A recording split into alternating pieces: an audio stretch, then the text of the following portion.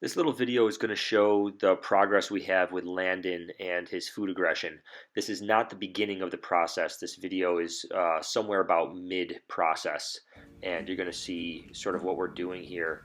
One of the first things that we do always is teach the dog to wait patiently for their food. And then what you're going to see in a moment is we like to teach the dogs that when a human approaches, we want them to back away from the food bowl and sit. And when they do that, we give them a reward. We want it to be something better than what's in their food bowl. So in this case, he's just got kibble in his food bowl, and I'm handing him a piece of freeze-dried liver.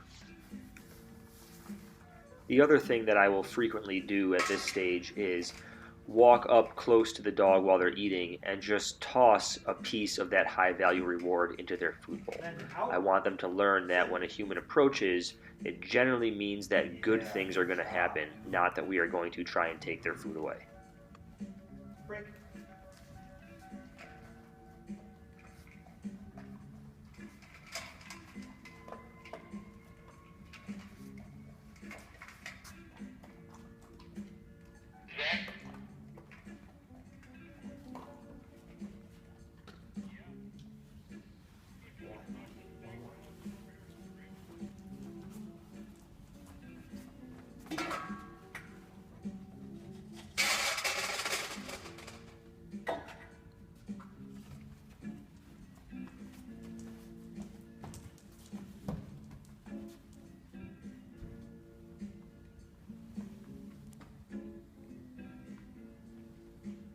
Break.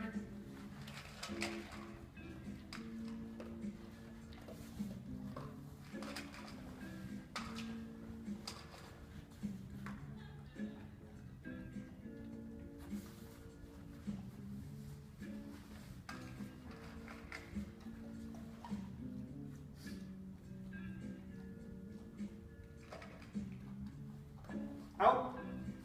Sit. Yes.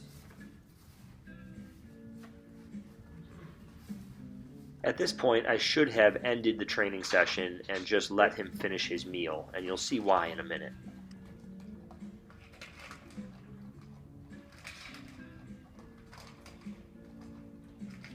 Out.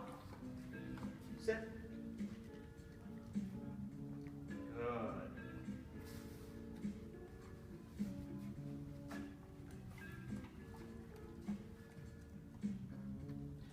Break.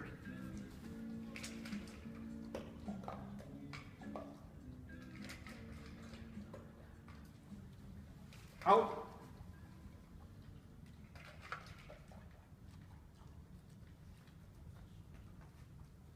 Good.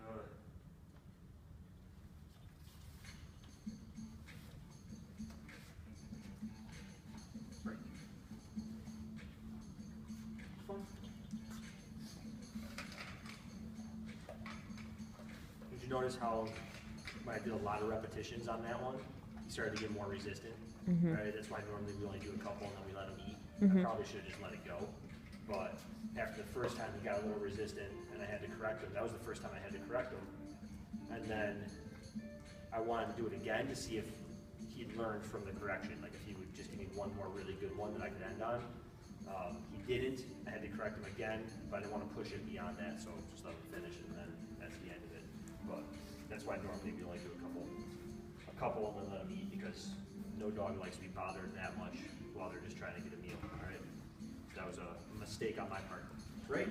I messed up. There you go. Okay, so there are just a few things I want to point out about the use of the electronic collar in this video. First and foremost, it's important to note that the levels of intensity that we are using are extremely low. He is on a level 6 out of 100 on an Educator brand remote collar. That level is so low that the average human being cannot even feel it. So it is certainly not a painful level of intensity or a high level of correction by any means. The second point of importance is that this was not the first time that we introduced the electronic collar to Landon. It's extremely important if you're going to use a tool like this that you go through proper conditioning protocols so that the dog understands exactly what the sensation is and how their choices can affect it. If you're unfamiliar with using a tool like this, it's very important to work under the guidance of a professional. Lastly, I just want to state again that the 2 times that Landon was corrected in this video could have been avoided. It was an error in judgment on my part. I chose to leave the clips in the video intact so that anybody watching could learn from my mistakes.